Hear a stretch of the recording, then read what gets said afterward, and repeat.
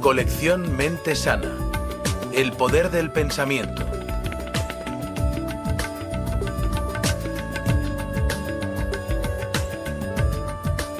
El doctor Deepak Chopra, líder de renombre mundial en el campo de la medicina cuerpo-mente. Tras enseñar en la Facultad de Medicina de la Universidad de Tufts, Boston, fue jefe del personal médico del New England Memorial Hospital. Es autor de éxito de 12 libros, entre ellos Cuerpos sin edad, Mentes sin tiempo y Curación cuántica. Y el director del Instituto de Medicina Cuerpo-Mente de San Diego, California. Muchas gracias. Es un gran honor estar aquí hoy y un privilegio poder compartir estos conocimientos. También es un signo de nuestros tiempos el hecho de que estemos preparados para recibirlos. Si consideramos los últimos 10, 15 años de la revolución que hemos dado en llamar revolución de la medicina cuerpo-mente, es obvio que hemos asistido a un desarrollo secuencial de los conocimientos en esta área. Hace unos 15, 20 años nos dimos cuenta, al menos algunos profesionales de la medicina, pero muchos más que el público general, de que por medio de una serie de intervenciones era posible prevenir algunas enfermedades crónicas. Este descubrimiento marcó el inicio de la era de la medicina preventiva. Esto nos condujo a otra fase en la comprensión de la medicina cuerpo-mente, en la que no solo es posible prevenir la enfermedad mediante cambios en la actitud, la dieta y la conducta, sino que también es posible activar una respuesta curativa desde nuestro interior.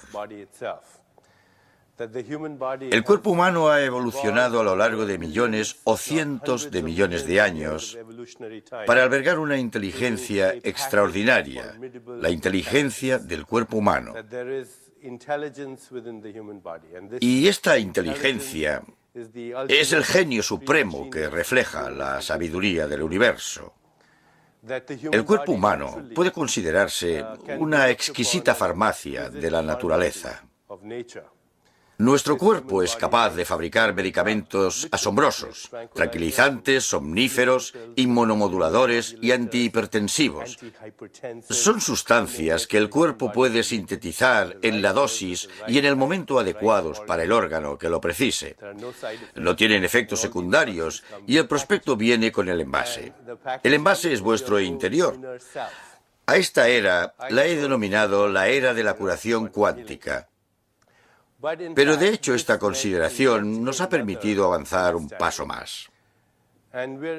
Ahora estamos empezando a comprender el potencial de la fisiología humana, gracias al cual no solo es posible prevenir una serie de enfermedades, no solo es posible activar una respuesta curativa desde el interior del organismo, sino que también es posible mantener un estado de equilibrio. Es posible mantener una interacción exquisita y armoniosa entre los elementos y las fuerzas de este sistema que llamamos cuerpo-mente durante un largo periodo de tiempo. El envejecimiento en las personas, al contrario que en los animales, no es un fenómeno fijo. Científicos y otros expertos sospechan hace tiempo que el envejecimiento humano es variable. Se acelera en condiciones de estrés. Puede ralentizarse con el enamoramiento. Pero lo que es más importante es que una serie de estudios realizados durante los últimos años revelan que el envejecimiento humano podría ser reversible. Los científicos miden el envejecimiento humano por medio de biomarcadores.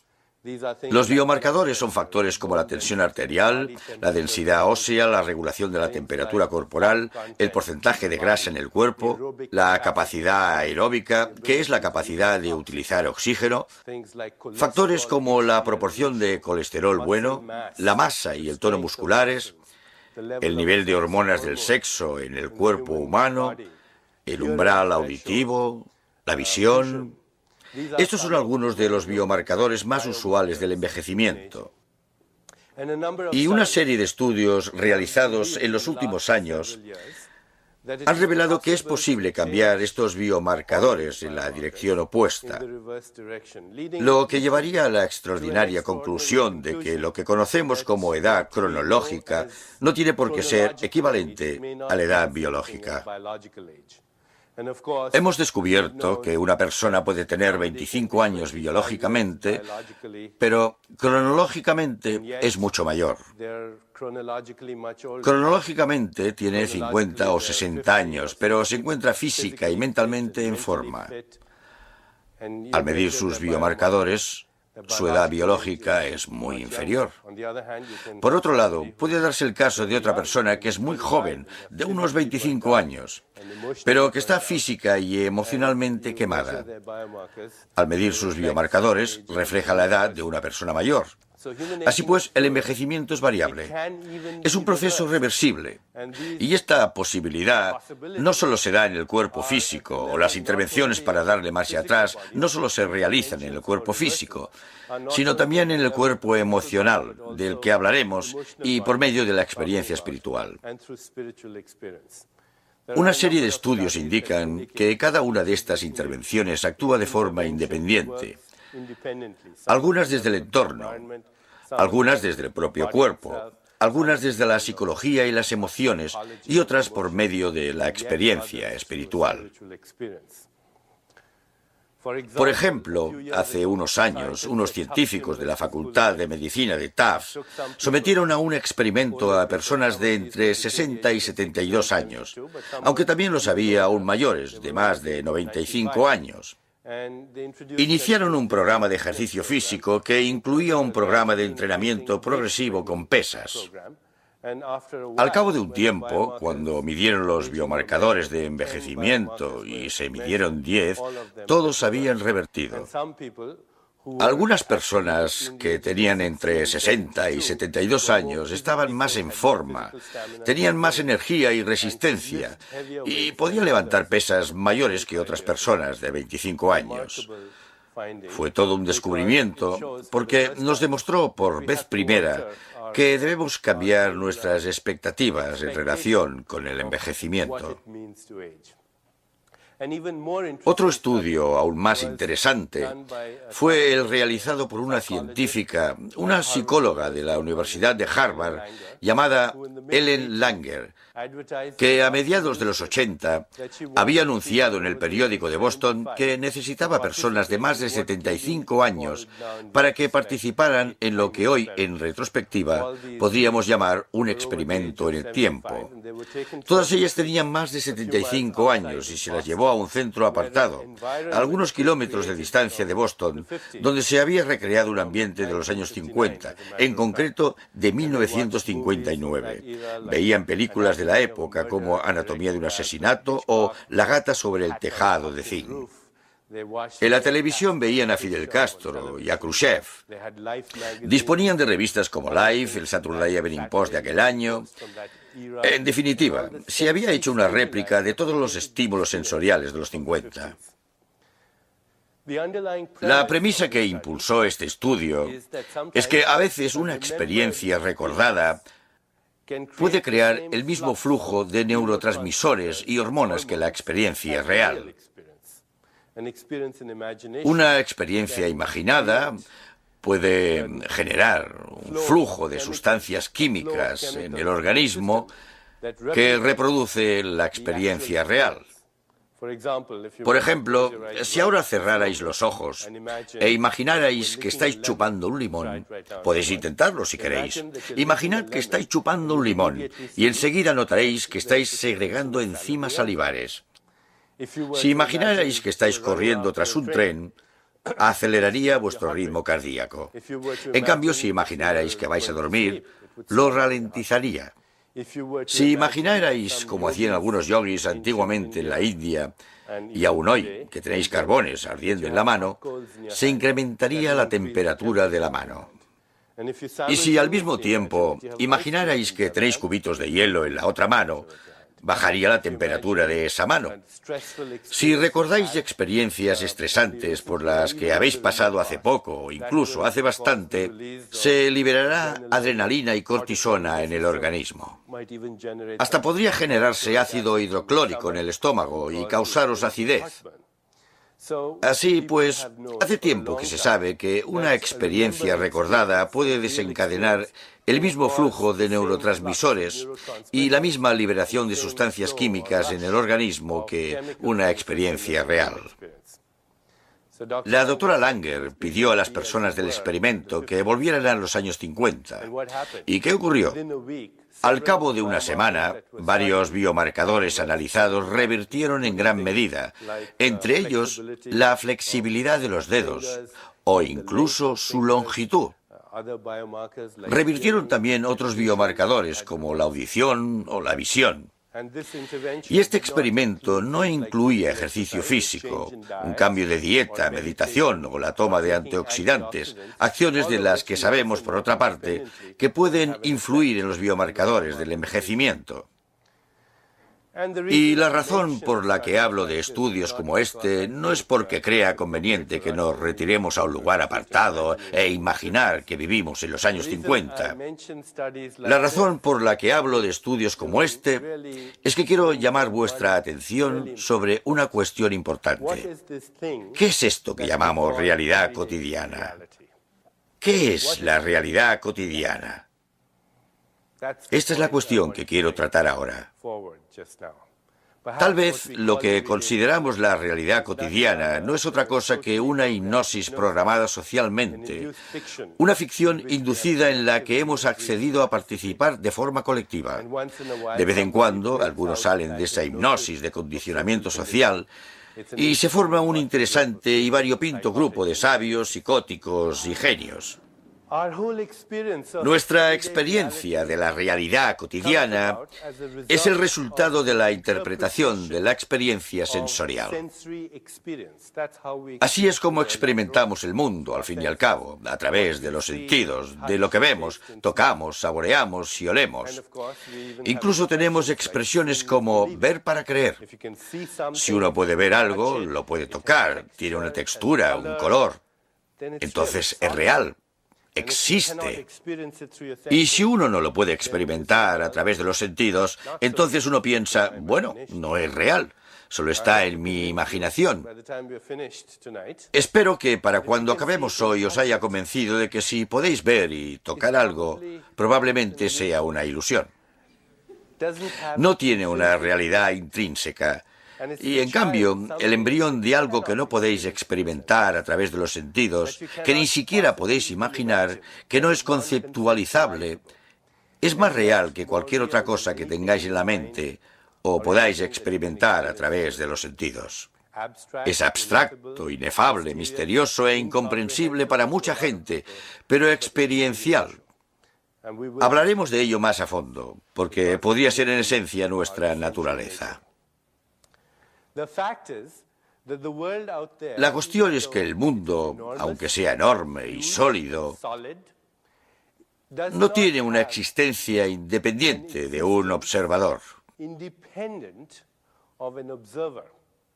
En otras palabras, el mundo físico es una respuesta del observador. Esta mesa es la respuesta de quienes la estén observando. Es la respuesta del observador, porque depende de los instrumentos que utilicéis para llevar a cabo la observación. Los instrumentos que utilizamos para observar son básicamente los receptores y el sistema nervioso. Y la forma en que utilizamos estos instrumentos y la forma en que hemos aprendido a utilizarlos nos proporciona una determinada imagen de la realidad. Y creemos que esa imagen de la realidad es la realidad, pero lo que quiero demostraros hoy es que hay una diferencia entre la realidad y nuestra percepción de la realidad. Un experimento conocido entre los científicos que estudian el campo de la cognición es el de los gatitos criados en una habitación que solo tenía rayas horizontales. Estos gatitos fueron expuestos a un determinado estímulo visual el de las rayas horizontales. Otro grupo de gatitos fue criado en una habitación de rayas verticales. Una vez adultos, un grupo de gatos solo veía un mundo horizontal. El otro grupo solo veía un mundo vertical que no tenía nada que ver con la concepción de las cosas de estos gatos. Parece ser que no tenían las conexiones interneuronales, es decir, las conexiones entre neuronas para ver ya fuera un mundo horizontal o vertical. ¿Qué había pasado? Los gatos expuestos solo a estímulos horizontales hacían una interpretación. Su sistema nervioso hacía una interpretación. Quizá no fuera en inglés, quizá no fuera con acento indio, pero aún así se daba un proceso en la conciencia de estos gatos. Todo parece horizontal, así que todo debe de ser horizontal. De hecho, su sistema nervioso se había desarrollado de tal modo que acabó reforzando esa interpretación, por lo que al final lo que veían era su interpretación. Puedo aseguraros que la mayor parte de lo que vemos es una interpretación, y no hablo metafóricamente. Es una función de nuestros receptores y el modo en que hemos aprendido a utilizar esos receptores. Esto es válido para todos los seres vivos, no solo para los seres humanos. Una abeja, cuando ve una flor, como no percibe el mismo espectro de longitudes de onda de la luz que nosotros, pero ve la radiación ultravioleta, percibe esta radiación.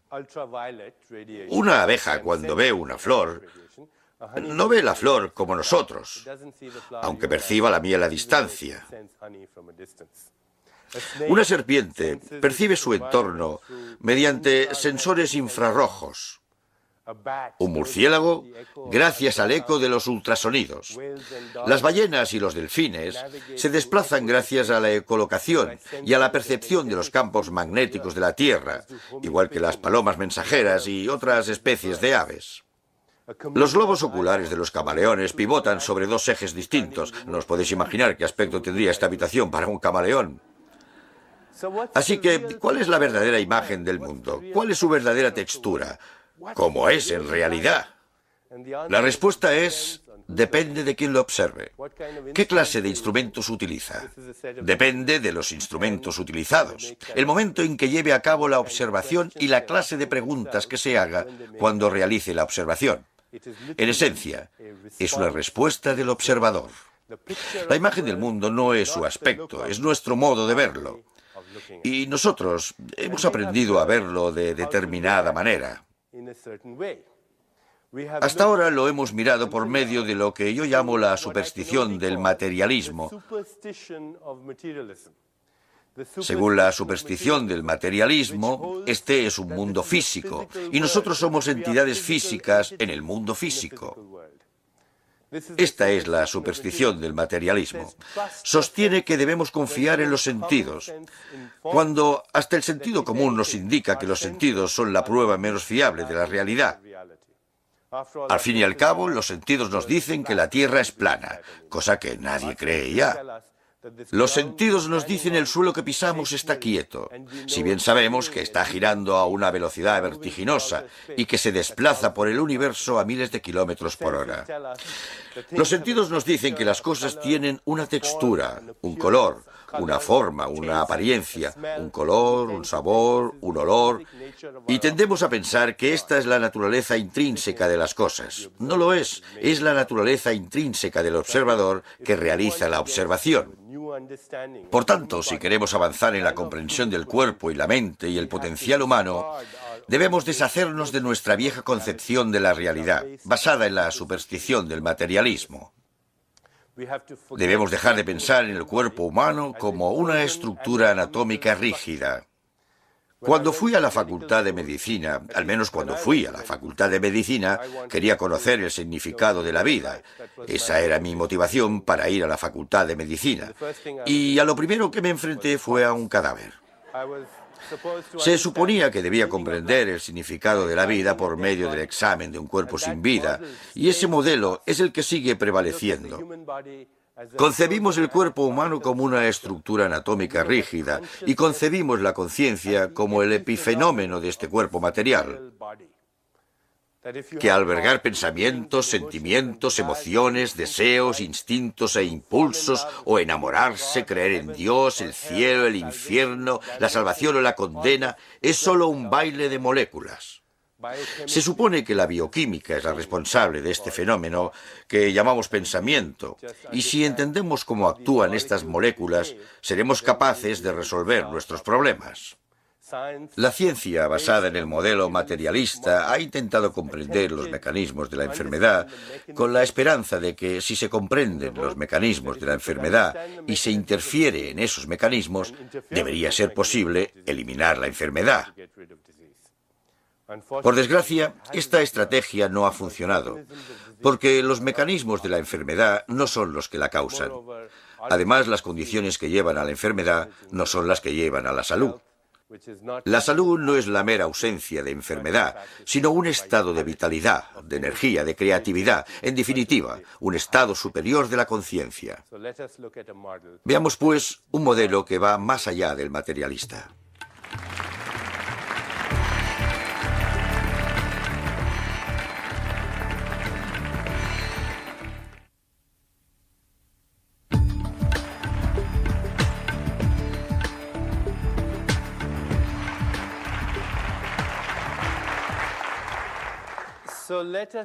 Intentemos considerar el cuerpo humano que se halla más allá de este modelo materialista. Centrarse en los mecanismos de la enfermedad e interferir en ellos puede influir en el desarrollo de la enfermedad. No hay duda al respecto. A pesar de que la medicina moderna esté basada en este eficaz modelo, se basa en la idea de que si sabemos cómo se multiplican las bacterias e interferimos en ese proceso con el antibiótico adecuado, no deberíamos volver a tener infecciones. O que si sabemos cómo se replican las células cancerosas al nivel del ADN e interferimos en ese proceso con la quimioterapia adecuada, deberíamos acabar con el cáncer. O que si sabemos cómo se une el ácido hidroclórico a sus receptores en las paredes del estómago e interferimos en ese proceso, no deberíamos tener úlceras. Este método funciona en algunos casos, y el modelo materialista es extremadamente eficaz en el tratamiento de enfermedades agudas. Pero si consideramos el espectro global de enfermedades en la sociedad, vemos que el modelo materialista no altera de forma significativa la incidencia general de la enfermedad en la sociedad, su incidencia, morbilidad y mortalidad. De hecho, cuando se trata una enfermedad, a veces se siembran inadvertidamente las semillas de una enfermedad futura. Se ha calculado que 1,5 millones de personas en Estados Unidos padecen anualmente de infecciones resistentes a antibióticos contraídos solo en hospitales. De hecho, miles de pacientes mueren de esas infecciones. Unos estudios han revelado que gastamos más de 3.000 millones de dólares al año en el tratamiento de infecciones iatrogénicas, es decir, infecciones contraídas en hospitales. Que la causa número 1 de la drogadicción en el mundo no son las drogas que se venden en la calle, sino las recetas prescritas por médicos. Que a pesar del hecho de que haya más investigadores del cáncer que enfermos de cáncer, la incidencia de esta enfermedad ha aumentado durante los últimos 30 años. Un médico amigo mío me comentó hace unos años que había más gente que vivía del cáncer que la que moría debido a él. Un estudio publicado hace unos años en el New England Journal of Medicine reveló que en un hospital universitario el 36% de los pacientes padecían de enfermedades iatrogénicas, es decir, enfermedades debidas a una intervención médica, enfermedades contraídas durante la hospitalización o una visita al médico. También se ha calculado que entre el 30 y el 50%, y en algunos estudios hasta el 80% de la población de Estados Unidos, Gran Bretaña y Canadá, toma un medicamento prescrito cada 24 horas.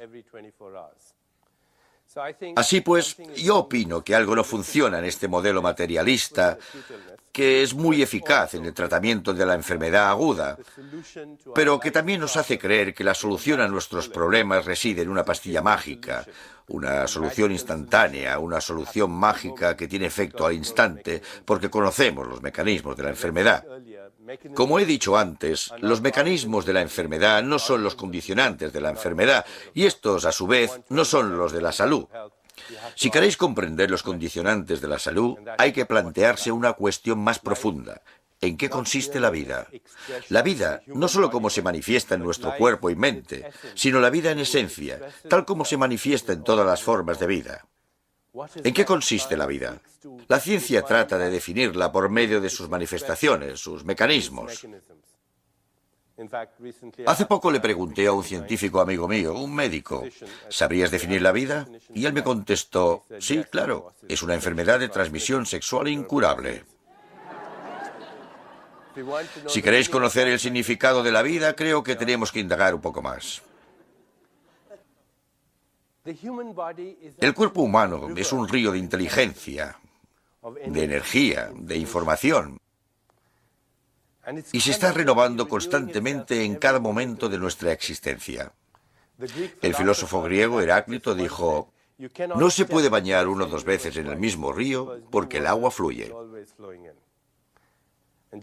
Y del mismo modo lo hace el yo, el verdadero yo, y ahora averiguaremos quién es el verdadero yo. El verdadero ya no puede meterse en el mismo cuerpo 2 veces, porque a cada momento de nuestra existencia se renueva con más facilidad, menos esfuerzo y más espontaneidad de lo que necesitamos para cambiarnos de ropa. Basta con considerar algunos procesos fisiológicos para comprobar la certeza de esta información. Se ha calculado que al respirar, en una sola inspiración, absorbemos 10 elevado a la 22 átomos del universo. Es una cantidad ingente de materia prima que procede de la naturaleza y acaba formando células del corazón, el cerebro, los riñones, etc. Al expirar se expelen 10 elevado a la 22 átomos que provienen de las células del organismo. Uno expele fragmentos de tejidos del corazón, los riñones y el cerebro, por lo que en teoría compartimos nuestros órganos con los demás todo el tiempo.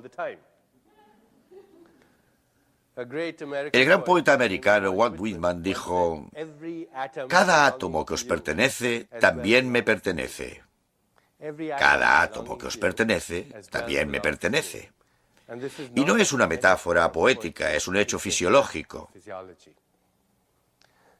En base a cálculos matemáticos, los científicos han realizado estudios de radioisótopos y han concluido que en este momento cada uno de nosotros puede tener en su cuerpo al menos 1 millón de átomos que estuvieron en el cuerpo de Jesucristo, o Buda, o Mahatma Gandhi, o Gengis Khan, o Saddam Hussein, o cualquier otra persona que se os ocurra.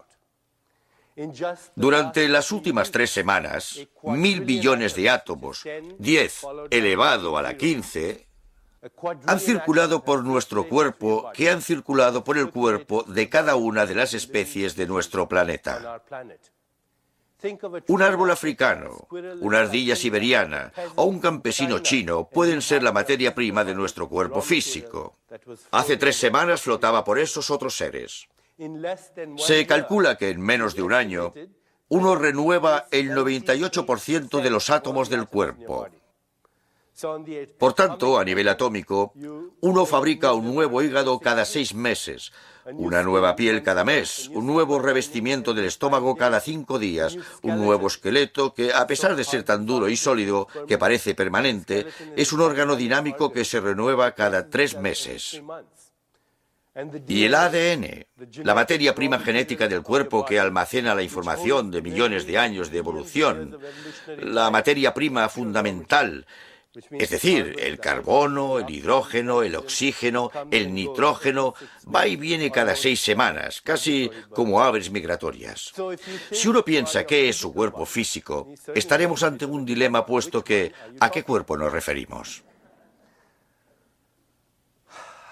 Os doy esta conferencia con mi modelo de 1995, creo. La última vez que vine a Los Ángeles a dar esta conferencia, traje el mismo maletín, pero no el mismo cuerpo físico, porque el cuerpo físico ha reciclado la tierra, el agua y el aire. Ha reciclado el carbono, el hidrógeno, el oxígeno, el nitrógeno y otros elementos de la tabla periódica. Si vais a una ferretería, podréis comprar la materia prima por $7. El cuerpo físico es tierra, agua, aire reciclados, elementos reciclados, que van y vienen en un abrir y cerrar de ojos.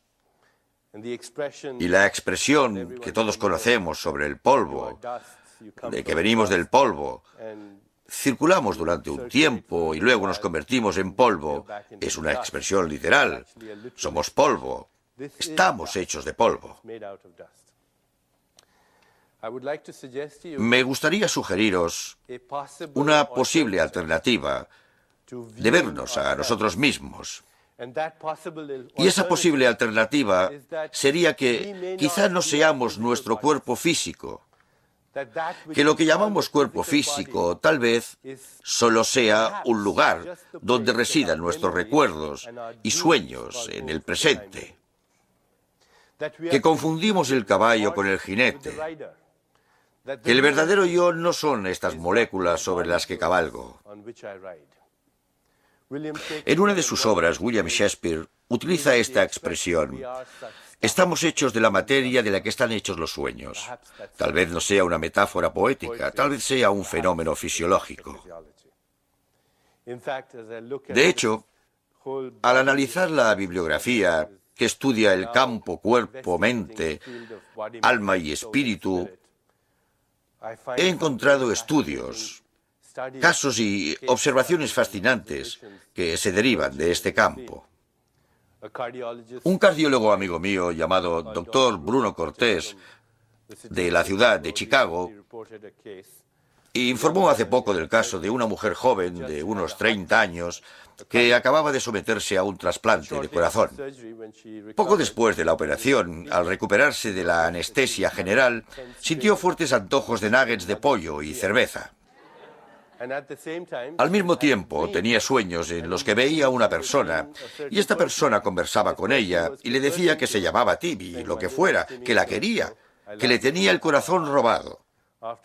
Una vez le dieron el alta, fue a la biblioteca, buscó las necrológicas y encontró a un Timmy de 19 años que al salir de un restaurante de comida rápida, donde había tomado mucha cerveza y nuggets de pollo, tuvo un accidente mortal con la moto. Ella llevaba su corazón, él era el donante. Desde entonces, el doctor Cortés y otros cardiólogos estudian la memoria celular en pacientes sometidos a trasplantes. Cuando me enteré de este caso, le dije a mi amigo que, de haber sido 10 años atrás, probablemente les habría dado al cardiólogo y a la paciente 100 miligramos de toracine y habría llamado a un psiquiatra. Pero vivimos en una época muy interesante. No podemos permitirnos proceder ya de ese modo. En la actualidad, en 1995, nos encontramos en lo que solo podemos denominar el clímax del derrocamiento de la superstición del materialismo. De hecho, nuestra tecnología se basa en este derrocamiento de la superstición del materialismo. Hoy en día, si podemos utilizar un fax, escuchar un programa de radio o ver la televisión, es porque la tecnología se basa en una premisa básica descubierta por los científicos. Esta premisa básica es que la naturaleza esencial del mundo material es que no es material. La materia esencial del universo es la no materia. Estas tecnologías no habrían sido posibles si los científicos no hubieran perforado la máscara de la materia. Estas tecnologías no habrían sido posibles si los científicos no hubieran perforado la máscara de la materia para penetrar en el mundo de la energía y la información. La materia esencial del universo es la no materia. Lo que es interesante es que no se trata simplemente de no materia. Podría ser no materia inteligente. Si acudiéramos a un buen físico, uno especializado en cuántica, podríamos preguntarle acerca de la verdadera naturaleza de los seres físicos. Él contestará que no son físicos, que el cuerpo humano está formado por átomos. Los átomos, a su vez, por partículas subatómicas que se mueven a grandes velocidades por espacios enormes. Y estas partículas subatómicas, aunque las llamemos partículas, no son entes reales. Son fluctuaciones de energía e información en un enorme vacío. Visto a través de los ojos de un físico, el cuerpo humano, en proporción, está tan vacío como el espacio intergaláctico. Si pudiéramos verlo tal como es realmente, veríamos un enorme espacio vacío con algunos puntos dispersos y descargas eléctricas aleatorias. Porque, en realidad, el 99,99% del cuerpo humano es, en su mayor parte, espacio vacío. Y el 0,01% que percibiríamos como material también es espacio vacío. En otras palabras, el universo está hecho de la nada. Si vamos más allá de la fachada de las moléculas, entramos en una nube subatómica. Si vamos más allá de la nube, acabaremos en un montón de nada. Entonces la pregunta es, ¿qué es esta nada de la que procedemos? ¿Qué es esta nada de la que procedemos todos? El gran poeta sufí Rumi, que vivió en el Líbano, en el Oriente Medio, hace 1000 años, dijo: girando salimos de la nada, estrellas en expansión como el polvo. Dijo: observad esos mundos que surgen girando de la nada. Este es vuestro poder.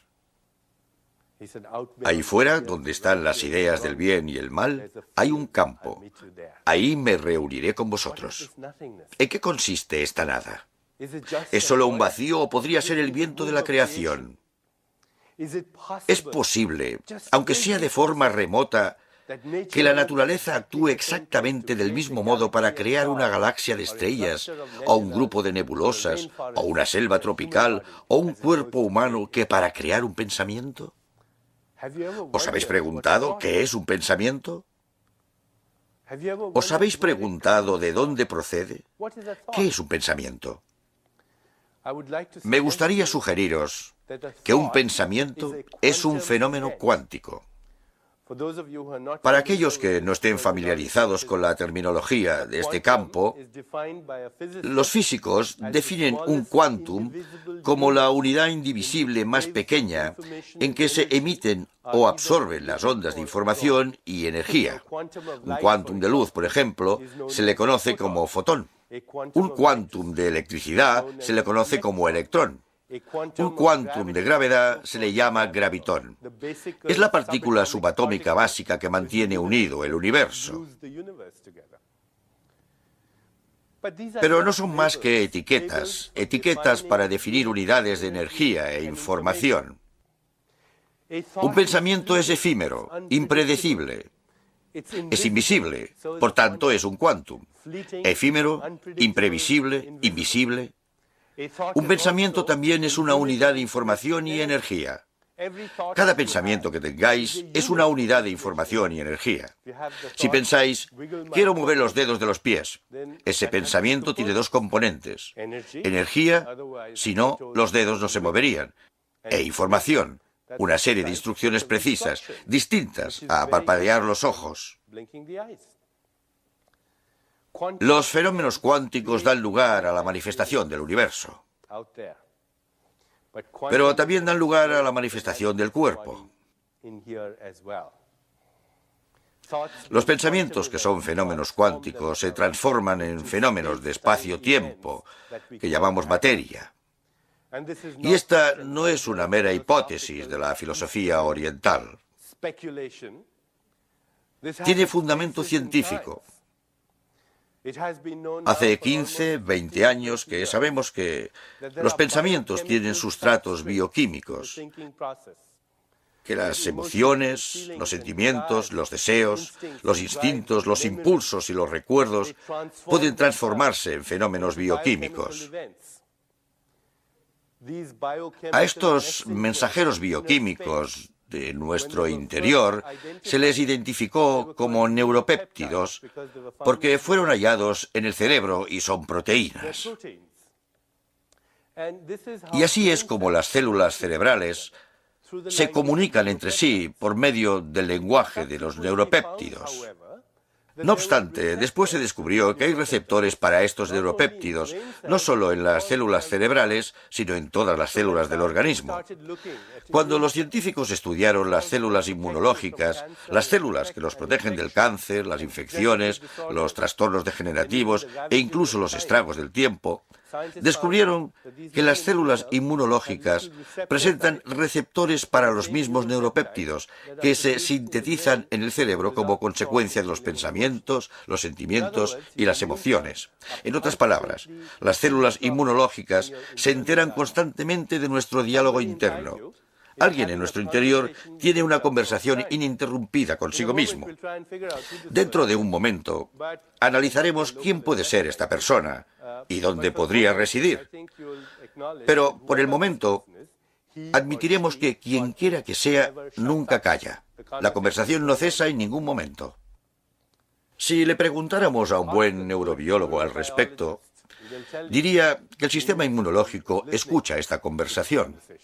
De hecho, este especialista diría que no hay diferencia entre el sistema inmunológico y el sistema nervioso. Afirmaría que el sistema inmunológico es un sistema nervioso en circulación. Y por si eso no fuera suficientemente intrigante e interesante, el mismo fenómeno tiene lugar en el resto de células del organismo. Si uno dice que siente un extraño presentimiento en las tripas, no está hablando metafóricamente, sino literalmente. Las tripas sintetizan las mismas sustancias que el cerebro cuando produce pensamientos, cuando fabrica pensamientos. De hecho, uno podría fiarse un poco más de sus tripas, porque las células de las tripas no han evolucionado al estadio en que dudan de sus pensamientos. Lo que trato de decir es que este cuerpo de moléculas, en realidad, es la experiencia objetiva de la conciencia. Y la mente es la experiencia subjetiva de la conciencia. Pero los dos son inseparables. Son el mismo fenómeno bajo diferentes disfraces. Experimentamos la información y la energía. Y ello no debería ser tan difícil de entender hoy, porque vivimos en un mundo de información y energía. Hoy la tecnología es tecnología de la información. Experimentamos la información y la energía subjetivamente a través de la mente. Y experimentamos la información y la energía objetivamente a través del cuerpo, pero también a través del mundo físico. Que el mundo físico exterior está formado por información y energía que experimentamos a través de nuestros sensores. Nuestros sensores son transductores que convierten la información y la energía en sabores, texturas, formas y colores. Nosotros, vosotros y yo, asociamos estas formas, texturas, colores, sabores y olores con ese campo, que es un flujo ambiguo e incesante de quántums de información y energía. Experimentamos esa misma información y energía en el cuerpo físico y experimentamos esa misma información y energía en la mente como pensamientos, sentimientos, emociones y deseos. Pero se trata de lo mismo bajo diferentes disfraces. Por eso existe un antiguo dicho en la literatura védica que dice: yo soy aquello, tú eres aquello y todo es aquello, y aquello es lo único que existe. Y si lo comprendéis, buenas noches y gracias.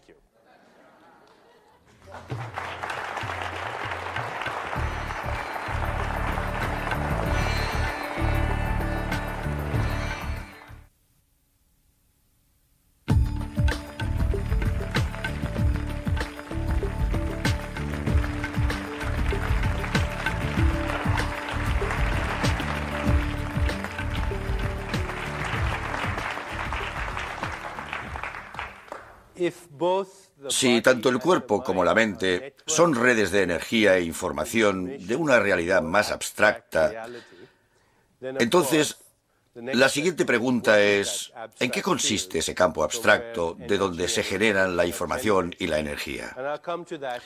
Volveré enseguida sobre este tema, pero ahora quiero deciros que comprender la inseparabilidad entre la mente y la materia, no solo en nuestra fisiología, sino también en la de la naturaleza, es crucial para nuestra supervivencia, no solo como especie, sino para la supervivencia del planeta.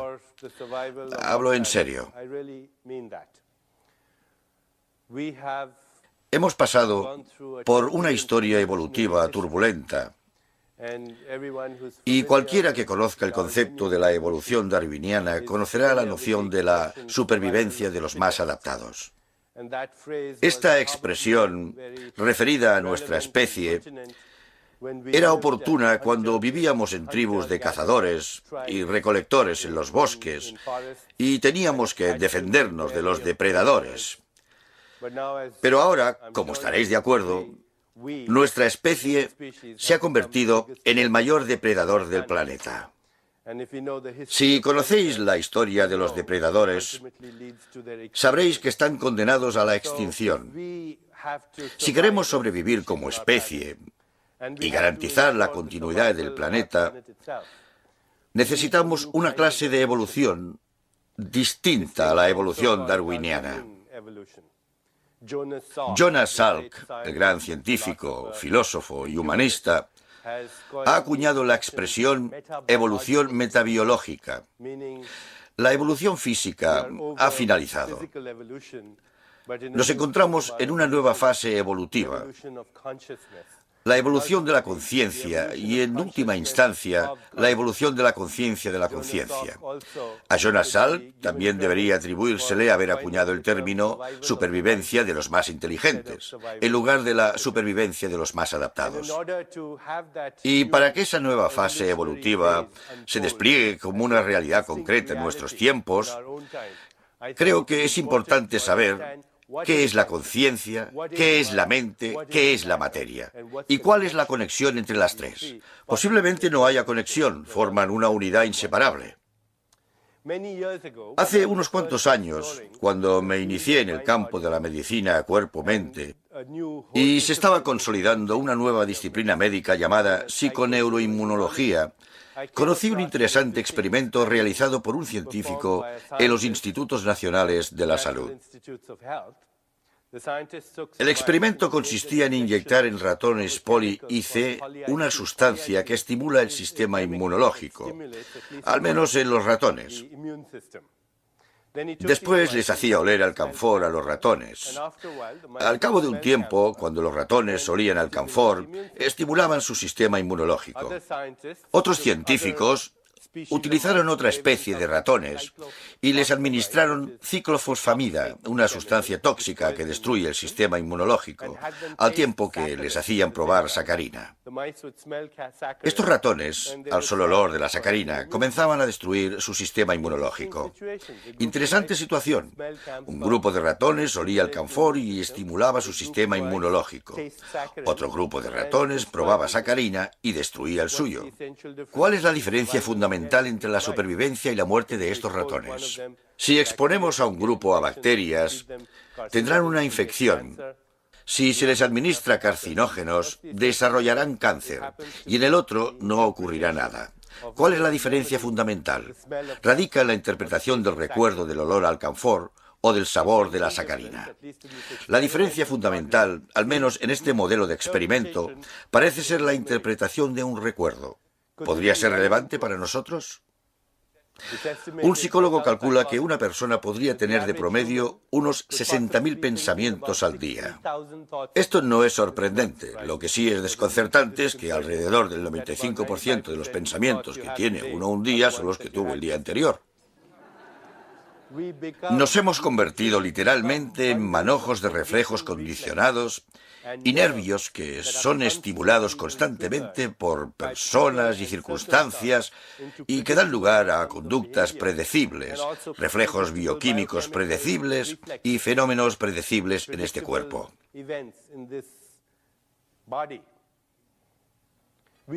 Nos hemos convertido en víctimas de nuestros propios recuerdos. que evocamos una y otra vez. La ironía, por supuesto, es que mi suplicio de hoy es el remanente de ayer. Creo que es crucial comprender aquí cómo sería posible cambiar los fenómenos bioquímicos, fisiológicos y experimentales. Si estas transformaciones en el organismo vienen condicionadas por la energía y la información, y si la energía y la información vienen condicionadas por la interpretación, los pensamientos, los sentimientos y las emociones, entonces, quizá observando este proceso, seremos capaces de influir en las expresiones de estos estados de energía e información, las expresiones bioquímicas, las expresiones de conducta, etc. Podríais preguntaros si realmente sustituimos el 98% de los átomos del cuerpo y fabricamos un nuevo cuerpo una vez al año. Entonces, ¿por qué continuamos teniendo artritis? ¿Por qué sigo teniendo arterias bloqueadas? Y la respuesta podría ser que, debido al condicionamiento, generamos los mismos impulsos de información y energía, que no son exactamente los mismos pensamientos, sentimientos, emociones e ideas, pero sí mantenemos las mismas conductas, los mismos hábitos en la dieta, la misma experiencia sensorial del mundo. En consecuencia, engendramos los mismos estados de información y energía que desencadenan los mismos procesos bioquímicos y fisiológicos, las mismas conductas y, en última instancia, los mismos efectos patológicos. Existe una expresión magnífica en la ciencia védica, la ciencia de la Ayurveda, la ciencia de la vida que nos viene de una tradición muy antigua. La expresión es: utilizo los recuerdos, pero no permito que los recuerdos me utilicen. Esta es una expresión muy interesante, porque aquí podríamos tener la clave de lo que quizá constituya la respuesta curativa. Utilizo los recuerdos, pero no permito que los recuerdos me utilicen. Claro que hay que recurrir a los recuerdos, de lo contrario, no encontraríamos el camino de vuelta a casa esta noche. Pero cuando uno permite que los recuerdos lo utilicen, se convierte en víctima, en vez de creador. Dejar que los recuerdos lo utilicen a uno es estar en un estado de reacción constante. Y utilizar recuerdos para crear respuestas que son creativas en el campo de posibilidades es convertirse en un creador. Es la diferencia esencial entre lo que en tradiciones espirituales se ha llamado esclavitud y libertad. La esclavitud sería hacia nuestros recuerdos y la libertad desde nuestros recuerdos. Profundizaré en el tema dentro de un rato. De momento quería establecer las bases de esta inseparabilidad de la mente y la materia y cómo influye en la salud. Otro experimento fascinante, publicado en el Journal Science en 1980, consistía en el estudio por parte de científicos de la Universidad Estatal de Ohio del metabolismo del colesterol en los conejos. Administraron a los conejos dietas muy altas en colesterol. Al cabo de un tiempo, comprobaron la elevación del colesterol y la arteriogénesis, que es el endurecimiento de las arterias, y para su asombro, descubrieron que un grupo de conejos no desarrollaba el mismo nivel de arteriosclerosis o hiperlipidemia, aunque tuvieran la misma dieta. De hecho, se registraba un 60% menos en la incidencia de hiperlipidemia y sus complicaciones. No sabían por qué se daba esa diferencia, hasta que alguien averiguó que el encargado de dar de comer a los conejos, en lugar de arrojarles la comida, les sacaba de las jaulas, les acariciaba y les abrazaba. Les susurraba cosas cariñosas al oído. Como consecuencia de esta experiencia de amor, y si no os gusta la palabra, podéis llamarlo flujo de información y energía. Como consecuencia de esta nueva experiencia, los conejos transferían el colesterol por una vía metabólica completamente diferente. Esto marcaba la diferencia entre la vida y la muerte en relación a la causa mortal número 1 de nuestra civilización, como sabréis, la enfermedad cardiovascular. Así, pues, aunque es importante lo que comemos, Parece que nuestro estado de conciencia cuando comemos influye en las vías metabólicas de los alimentos, una cuestión que la ciencia aún no ha reconocido. Desde un punto de vista puramente científico, la conciencia no desempeña ningún papel en la nutrición y, sin embargo, la conciencia podría ser uno de los determinantes cruciales del propio metabolismo de los alimentos. Leí otro estudio fascinante hace unos años en el Journal Pediatrics. Científicos e investigadores de la Facultad de Medicina de la Universidad de Miami estudiaban la capacidad de desarrollo en bebés prematuros, nacidos entre 8 y 10 semanas antes de lo previsto. Repartieron los bebés en dos grupos. En un grupo, las cunas tenían orificios a través de los cuales un investigador podía meter la mano y acariciar al bebé unas 3 veces durante aproximadamente 15 minutos.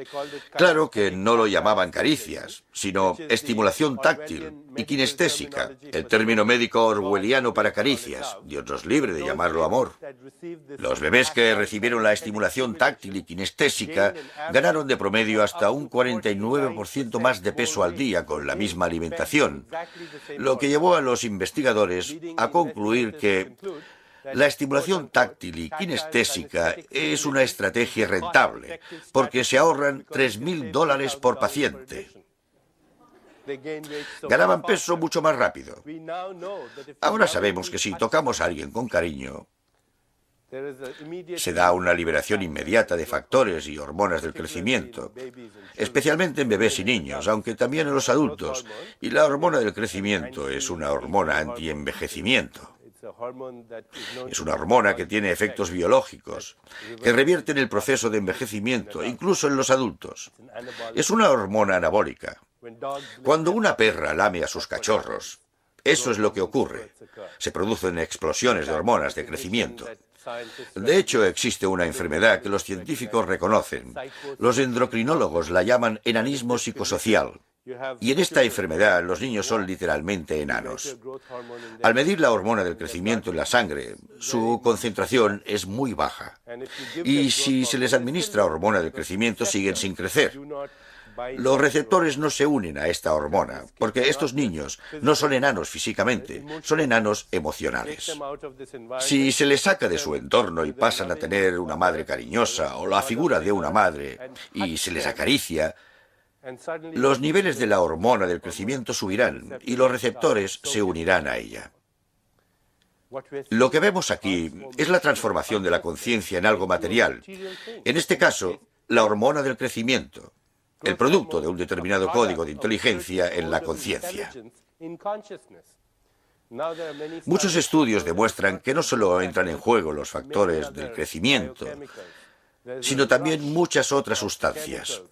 Se da un torrente de sustancias curativas en el organismo como consecuencia de la experiencia sensorial del mundo, pero esa experiencia sensorial no debe ser amenazadora, debe ser cariñosa.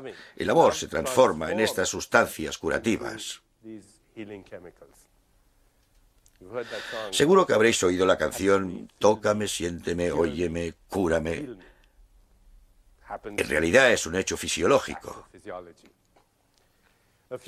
Hace unos años leí un estudio extraordinario sobre los factores de riesgo de muerte súbita por complicaciones cardiovasculares, siendo esta la causa mortal número 1 de nuestra civilización.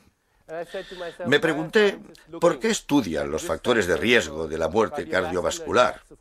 Ya sabemos cuáles son: el tabaco, la hipertensión y el colesterol alto.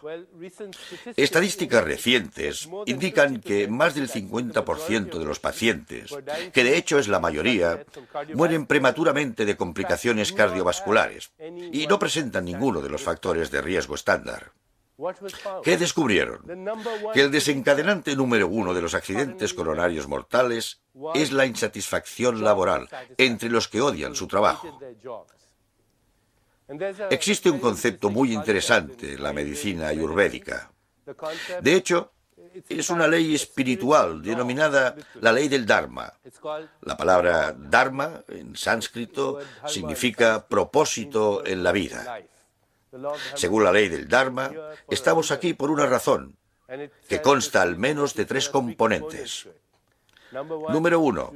Descubrir la verdadera naturaleza de la realidad, perforar la máscara de la materia y afrontar la realidad no solo por el artificio de la experiencia sensorial, sino por lo que es, porque entre nosotros y la realidad existe una pantalla de percepción. Existe una expresión hermosa en uno de los poemas de William Blake. Veré si lo recuerdo. Dice: nos vemos llevados a creer una mentira cuando vemos con y no a través del ojo que nació una noche para perecer en una noche cuando el alma dormía en rayos de luz. El primer componente de esta ley del Dharma es afrontar la realidad, no por el artificio de la percepción, sino afrontarla tal como es y reconocer que es nuestra naturaleza espiritual. Volveré sobre ello más tarde. El segundo componente de la misma ley del Dharma es servir al prójimo, plantearse la pregunta: ¿cómo puedo ayudar? Y el tercero es expresar nuestro talento único, porque la ley del Dharma dice que todos tenemos un talento único y una forma única de expresarlo que nadie más tiene. Hay una cosa que uno puede hacer mejor que nadie en este planeta, y cuando la hace, pierde la noción del tiempo, pierde la conciencia del tiempo. Por tanto, afirmaría que el primer factor de muerte prematura es la falta de propósito en la vida. El desencadenante número 2 es la valoración de la felicidad propia. Si uno piensa que es feliz o no. A partir de este estudio y otros estudios similares, también en Europa, se han obtenido unas estadísticas sorprendentes. Más personas mueren en nuestra civilización en un día en particular de la semana. Y estoy seguro de que adivinaréis en qué día. Sí, y adivinad a qué hora. A las 9 de la mañana de los lunes mueren más personas en nuestra civilización que en cualquier otro momento. Es un logro extraordinario y asombroso, únicamente atribuible a la especie humana. Porque imagino que ningún otro animal conoce la diferencia entre un lunes y un martes. ¿Qué diferencia hay? Es solo una idea. Es solo una idea. Y las ideas no se ven. No se pueden meter en un tubo de ensayo. No se pueden observar al microscopio. Pero las ideas han sido las precursoras de la enfermedad, la muerte, la devastación y la guerra. También podrían ser las mensajeras de la curación. Hasta la experiencia del espacio y el tiempo la generamos de forma parecida. Si le preguntáramos a un físico: ¿ha hecho alguien un experimento dado con una fórmula matemática que demuestre la existencia del flujo del tiempo lineal? Si se lo preguntáramos a un físico, nos dirá que no se ha hecho ningún experimento, ni se ha dado con ninguna fórmula. Que el flujo del tiempo lineal es un fenómeno creado por el sistema nervioso. En un universo en el que el pasado, el presente y el futuro coexisten en un campo de todas las posibilidades. Que la experiencia del tiempo lineal es la forma de la naturaleza de evitar que experimentemos todo a la vez, que es en realidad lo que sucede. Y por supuesto, por nuestra propia experiencia, sabemos que tenemos una experiencia personal del tiempo. Si lo pasamos bien, el tiempo pasa rápido. Hace unos años cogí un vuelo de Boston a Londres, donde me encontré a un viejo amigo. Lo pasamos tan bien que el tiempo pasó volando. El vuelo duraba 6 horas, pero a nosotros nos pareció que pasó, como dice la expresión, en un plis-plas. No comimos, no dormimos. Cuando llegamos, ni siquiera experimentamos el lag.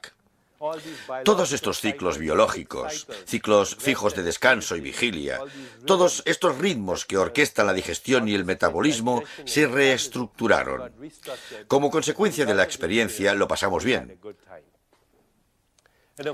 Todos conoceréis a personas de vuestro entorno que parecen la viva imagen de la expresión «se me acaba el tiempo». Ven el mismo reloj que todos, pero para ellos va mucho más rápido.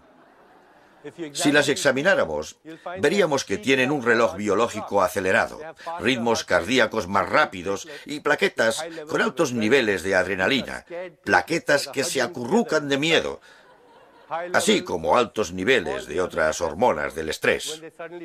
Cuando de repente mueren de un infarto prematuro, entonces claro que se les ha acabado el tiempo. Y luego conocemos a personas cuyo diálogo interno parece que sea: tengo todo el tiempo del mundo. Tienen un reloj biológico más lento. Todos lo hemos experimentado alguna vez.